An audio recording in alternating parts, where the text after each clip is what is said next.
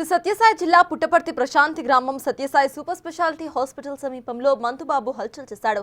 కదులుతున్న car open top పైకెక్కి పడుకుని హడలెత్తించేశాడు. కార్ కొంత దూరం వెళ్ళాక గోడను ఢీకొట్టింది. దీంతో స్థానికులు భయాందోళనకు గురయ్యారు.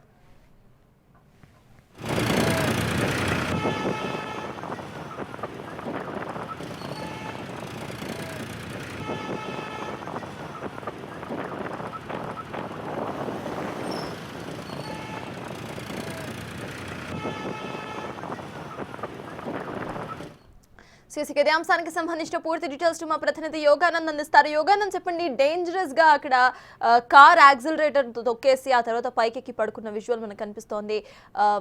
ఎవరికి ఏ ప్రమాదం జరగకపోయినా కూడా ప్రెసెంట్ ఎవరైతే అలా చేశారో వాళ్ళని అదుపులోకి తీసుకున్నారా పోలీసులు? అసలు అప్డేట్స్ ఏంటి?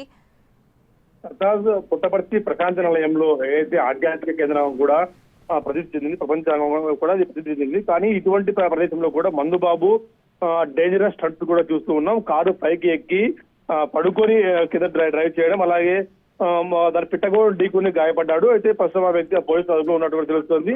దీనిపై పోలీసులు కేసు నమోదు చేసుకుని దర్యాప్తు చేస్తున్నారు. ప్రస్తుతానికి అయితే ఆ వ్యక్తి